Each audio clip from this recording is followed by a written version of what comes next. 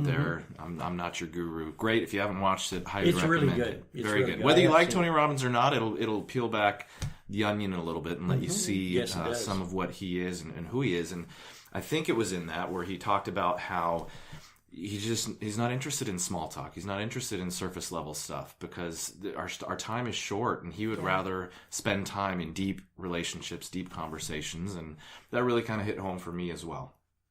You know, when I worked for, this has been quite a few years ago, obviously. Moses was with you at that pretty time. much, yeah. Actually, he taking was. notes. He was a small child. Well, he wasn't very old, no. But when I worked for Good Sam, I was a case manager, and so I worked with the terminally ill. And at the time, I mean, it's in the 80s. And so we had two different types of people, or conditions, I'll put it that way, that I worked with. I worked with either AIDS or cancer. And you know, it was at a perfect time in my life. I was young, and I was going to go ahead and seize the day. And I had just gotten divorced, so of course I was going to play the field and live wild.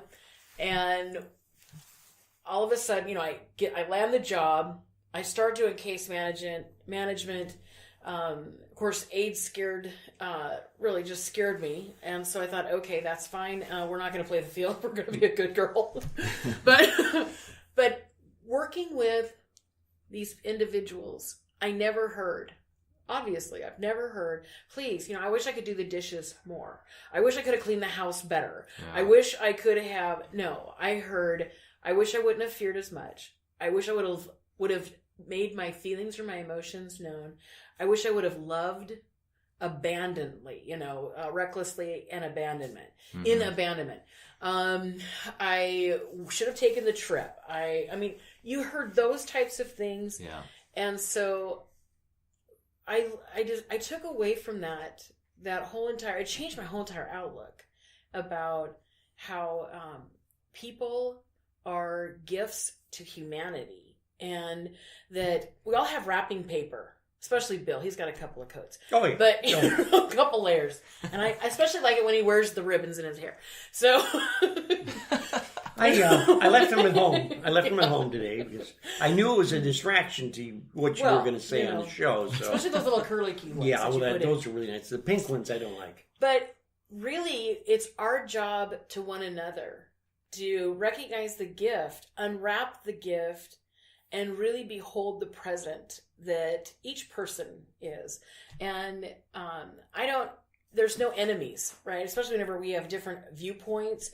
I get such, I enjoy listening to individuals that maybe I don't agree with on different points, but I can completely admire, maybe it's tenacity or their courage or their inner strength or, you know, whatever qualities. There's still that gift, whether I like the viewpoints or not. Yeah. And that's part of building those inner, deeper relationships that we don't have to. I think we've lost that in a way in our society where it's more, I'm right, you're wrong.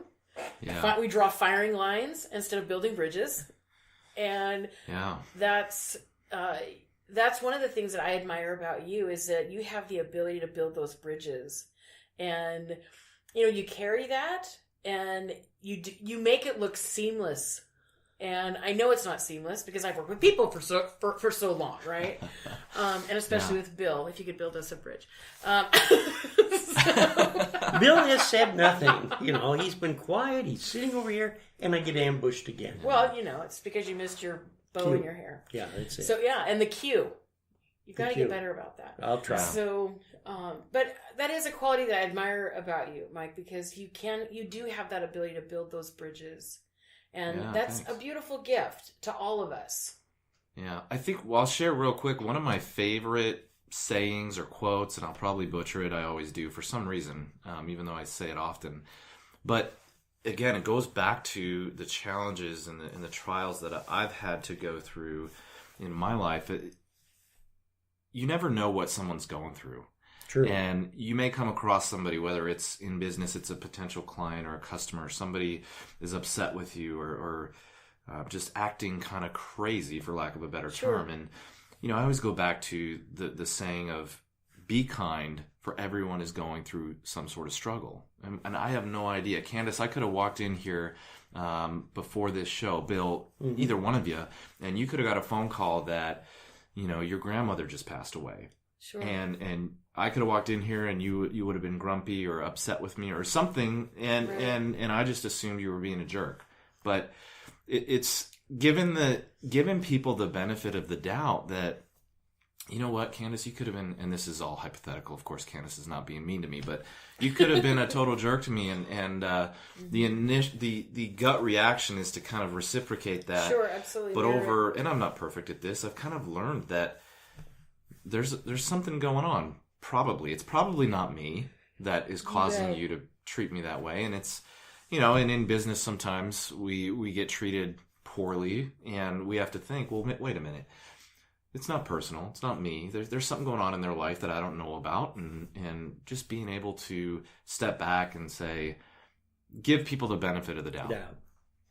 I give her the doubt all the time. Every time I come in here to the studio to do a podcast, I give her a benefit of the doubt. You just Will said she doubt. show up? Yes. Doubt. Doubt. Not benefit. Doubt. Doubt. Especially when you're emailing me at 3:00 in the morning. That's true. But I have replaced her.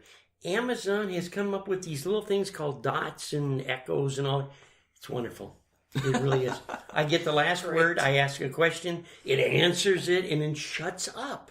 It's a wonderful thing. Well, you're not And going a to get little that light here. show on the top of it. It's just... You're not going to get that here, Bill. Okay. Make sure you send an invoice to Amazon now. No, I know. I'm Okay. going to have to. It's Sponsored been wonderful. by. Sponsored by. So what are the top 3 things that you feel are important in a relationship for building it? Ooh, good question. Authenticity, transparency, grace. Can you expound on each of those? Authenticity, I better write this down so I don't screw it up. Authenticity, transparency, and grace. So, yeah, I'll actually start authenticity. I just think that, look, there's so much fakeness, if that's the right word, out there, especially with social media. Unfortunately, we get into the habit, we get sucked into this trap of social media. And what I mean by that is we compare ourselves to everyone else's highlight reel. Mm-hmm. Nobody goes on Facebook and says, I'm having a horrible day because this, that, and the other thing happened. Well, some people do, depending on what's going on. It is social, but yes, I understand. But most of what's on there is the human highlight reel. Yeah. Here's everything great about my life. And, I don't have the scientific studies to cite here on the show, but I've read several that talk about how we're making ourselves depressed by spending so much time on social media. Because why? We're comparing our real lives, our real struggles with everybody else's highlight reel. Right. So we think something's wrong with us. Why am I not experiencing these things that these other people are? Well, the truth of the matter is they are experiencing the same challenges you are, or if not worse, they're just not sharing. It's not sexy to put that on social media. Right. So I think authenticity, how that ties in is, just being truly authentic with people. That it's beyond, I don't know how many Facebook friends I have, but I can probably count on my fingers and toes how many of them are true, authentic friends. Right. And I think we all probably are guilty of that. Really, it should be titled, These Are My Acquaintances, that I may or may not have actually met in person. And they're Facebook people, or whatever they are. And so I think authenticity is important to relationships because there's so much inauthenticity out there. Transparency, I just think that, I think humans, and again, I'm speaking to myself as well, we're just, by nature, we're kind of selfish. We're kind of self-interested. Sure. And I think that's just the human condition. And so transparency becomes important because we have to get beyond that. We have to get beyond just what's in it for me and what's important to me to have a true authentic relationship. There needs to be that open transparency. I don't know any relationship successful that's built off of being hiding and not being open and transparent and keeping secrets. I just don't know of any that is successful that's based on that. Yeah. And then grace, goodness. We haven't talked about this yet, but I host a podcast with my wife called The Hard Love Show. And on our last episode that we just did, which is actually episode number 3, we're brand new. We're really excited. It's been a lot of fun. And if you want to know what it's like do a podcast with your wife, just shoot me an email. We'll let you know. But we talked all about forgiveness and grace, and it's easy to kind of get wrapped around, well, you hurt my feelings, and no, you did this, or I'm offended at that. But there's just so much power in extending grace. You bet. Isn't that the truth? So we've got a couple of questions really fast. Okay. One, where can we find your podcast? Absolutely. So if you go to www.hardlove.show, it's one of those new vanity URLs, hardlove.show. You can find our podcast. And then just in general, if you're interested in connecting with me and kind of what I'm involved with, you just go to MikeSkiff.com and you'll find who I am, what I'm all about, and what sorts of things I'm involved with. Well, Candace, I was going to give you the last word of the show because you usually take it. However, you have been censored. You are so busy writing, I don't want to bother you at this moment. Because you can't multitask. There's no way you're going to multitask. Hey, we really appreciate you coming by. Look forward to having another podcast with you. This has been very, very interesting. Yeah, I would love to actually get you and your wife together here. Yes. And we'll talk about the Hard Love Show. Absolutely. Yeah. We will do it. That sounds awesome. That would be fun.